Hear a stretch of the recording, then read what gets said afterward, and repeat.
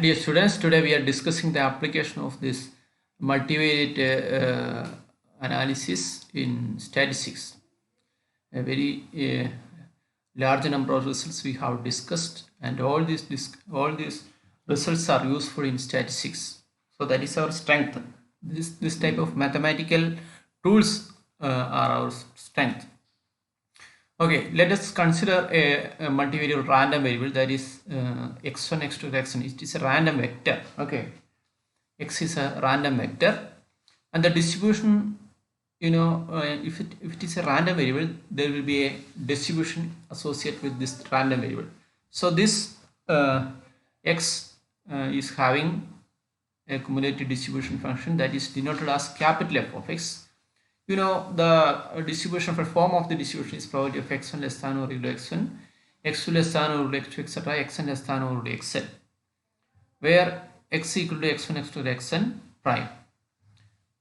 If f of x is continuous and has nth order mixed partial derivatives with respect to x1, x2, xn, then you know that if it is differentiable, that means if the distribution function is differentiable, we can differentiate with respect to all these variables, and we will denote it as small f of x, that is dou raised to n f of x by dou x1, etc., dou x1, dou x2, etc., dou xn, and it is we are calling it as a probability density function, okay, of vector x. The form of the distribution is nothing but integral minus infinity to x1, integral minus infinity to x2, etc., integral minus infinity to xn f of z dz. Z is a variable, integration variable. Actually, it is a vector. Okay, z is equal to z1, z2, zn prime. So now our aim is to find out the marginal density. If you are given the joint density f of x1 comma x2, how can we find out the marginal densities? I think you have studied in the degree classes. So that is obtained by what is that? Here it is given f1 of x1 equal to integral minus infinity to infinity f of x1 comma x2 dx. So other variable x2 for getting the marginal density of x1. Okay. Similarly, we can obtain the marginal density function of x2 by integrating the joint density with respect to x1. Okay. So, and moreover, we have I think the result, that is if x1, x2, xn are independent random variables, then the joint density function can be written as product of marginal density function. Okay.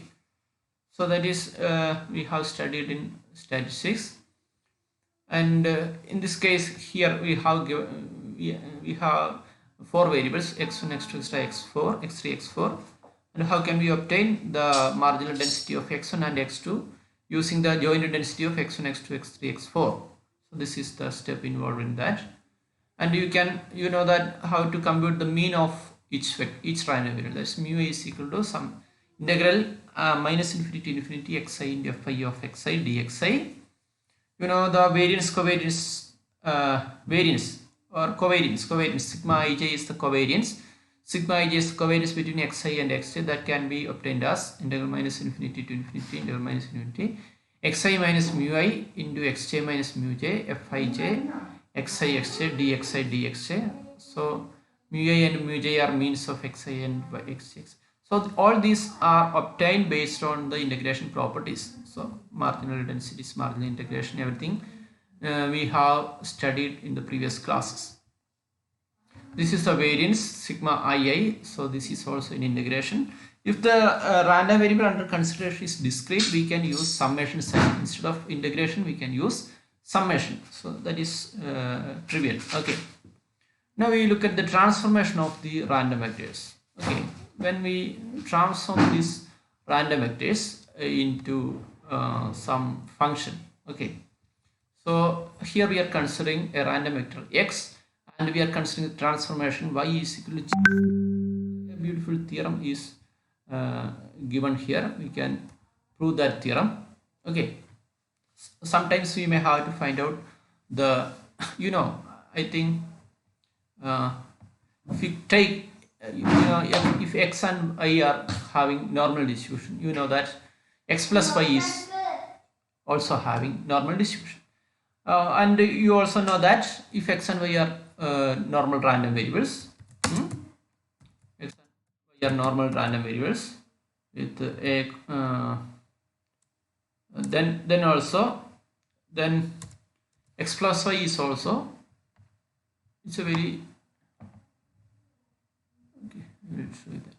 Okay, if x and y are normal random variables following and what is mu comma sigma square. Okay,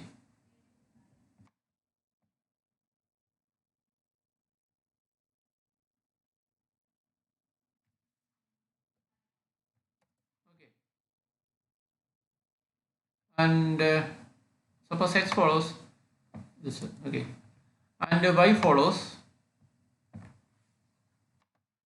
uh,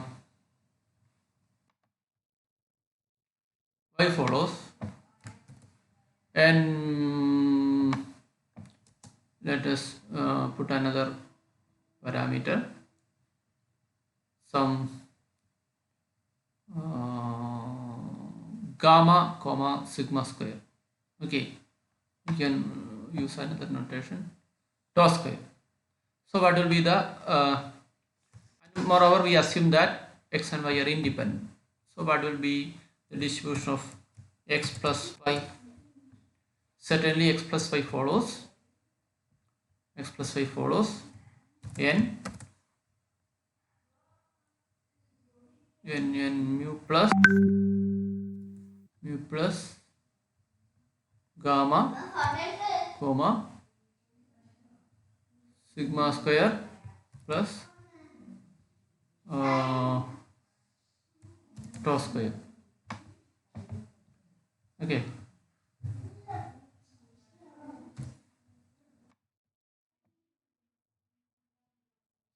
considering they are independent. When we consider these are independent. Okay, so similarly we can obtain the distribution of difference. So there are different ways for finding this difference. Okay, difference will also have same variance, the same time mean will be different. So it is true for normal distribution, and you can see that if x and y are having gamma distribution or exponential distribution, then also the sum of exponential is gamma. So likewise we can find out the distributions of transformation. So exactly this x plus y is a transformation and xy is a transformation. So how can we transform this variable? What is this? Yeah, this is x plus y, which is transformation of x and y. X minus y is also a transformation. So let x be a random vector associated with continuous. So in this case we have considered the random vector. What is a random vector actually? This is a random vector we consider x comma y. So similarly we can consider a vector x, it may be x1 x2 to xn. Okay, be a random vector with a continuous density function fx, and let G d from Rn, where d is an open subset of Rn, such that probability of x belongs to d equal to 1. That means probability concentrated on d. Suppose G satisfies the conditions of the inverse function theorem. What are the conditions of inverse function theorem? Yeah, first one is G has continuous first order partial derivatives in d. Second is the Jacobian matrix Jg of x is non-singular in d. Okay, and determinant of Jg of x equal to dou g1 g2 extra gn by dou x1 x2 extra xn not equal to 0. So for all x belongs to d, where gi is the ith element of g. So this is the condition of inverse function theorem. If it is satisfied, if the condition is satisfied by our g function, okay, where gi is the ith element of g, then the density function of y equal to g of x is given by h of y equal to f of g inverse of y into modulus of determinant of j g inverse of y. So this is the result where g inverse is the inverse function of g. Okay, so the inverse function, for the proof we are considering the inverse function. Suppose that inverse function of g exists. So we can write y equal to g of x as x equal to g inverse of y, because the inverse of function g exists. Now the cumulative distribution function of y is, you know, what is h of y? Suppose h is the cumulative distribution function of y, then h of y is nothing but probability of g1 of x less than or equal to y1, because we are considering g, y means g. So g1 of x for component wise less than or equal to g1 of x less than or y1, some y1 is a numerical quantity, g2 of x less than or equal to y2, etc. gn of x less than or equal to yn.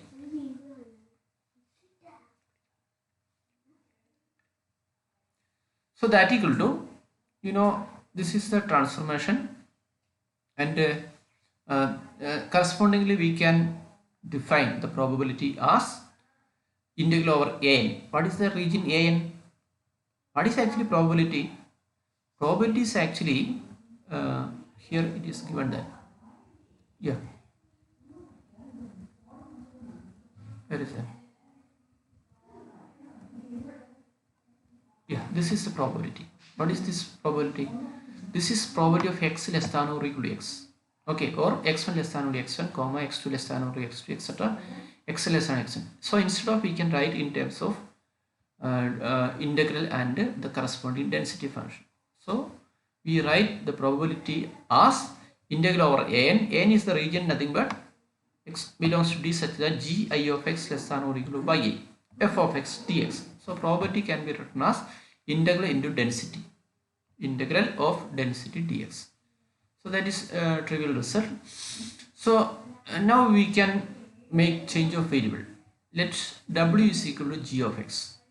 Okay, then what will be x? G inverse by w.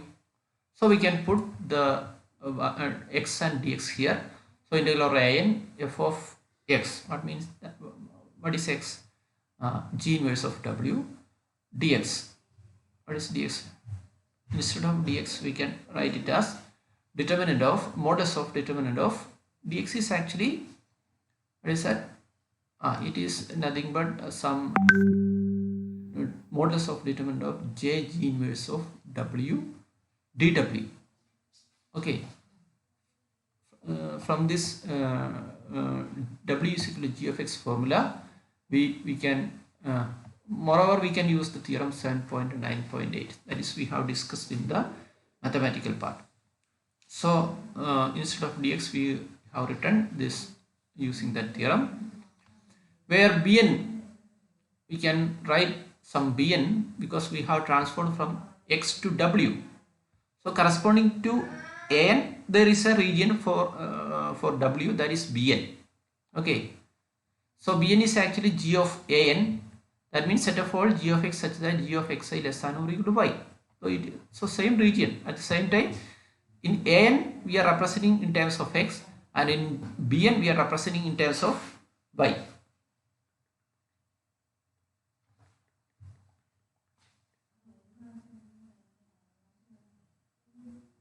Okay, so we are representing in an, we are representing the domain in terms of x, and in bn we are expressing the domain in terms of g of x. So this integration is in terms of x, and this integration in terms of g of x. Okay, on the region bn. Okay, so so this can be written as, at the same time, you know that what is bn? Bn is gi of x less than or equal to the region that satisfying gi of x less than or equal to y. So gi of x less than or y means minus infinity less than gi of x less than or equal to y. So instead of bn, we can write like this: integral minus infinity to infinity, again integral minus infinity to infinity, etc. into f of g inverse of w, and what is that? This is actually the range is nothing but the range of gn, that means range of wi. So that is written here. f of G inverse of W mod determinant of J G inverse of W dW. Okay, so you know that this determinant we have discussed in the mathematical part. This is modulus of in the transformation theorem. So that is modulus of what is determinant of J G inverse of W? That is nothing but dou G1 inverse component of G inverse, G2 inverse, etc. Gn inverse divided by dou y1, dou y2, etc. dou yn. Instead of f of G inverse of y, so we consider f of G inverse of y. So since this is a distribution function, it should be the density. Okay, the integrand should be the density. So what will be the density of h of y? What will be the density of y? So h of y. So instead of h of y, we have the position of h of y, we have f of G inverse of y into modulus of determinant of J G inverse of W. Okay, where Gi inverse is the ith element of G inverse. Okay, so I think we have applied this transformation result. I think we have discussed that transformation result in the beginning of the classes. Okay, this one, yeah, this one. Okay, this theorem is applied. 7.9.8. Instead of D, we transformed it to the region D dash, and in that region f of G of y determinant of J G of U du. So here we are using G inverse. In our theorem it is G inverse. Okay, so that theorem is applied and we obtain the result.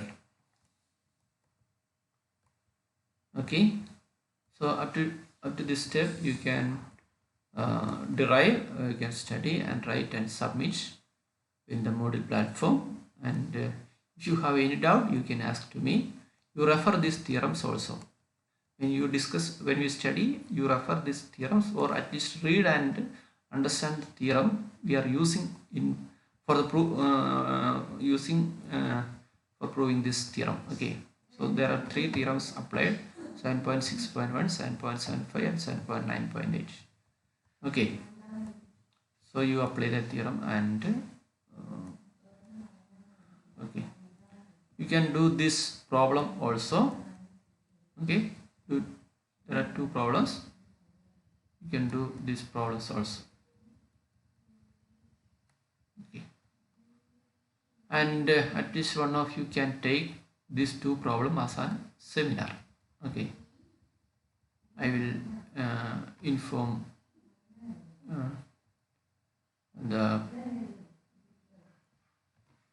I will inform you who to take this seminar.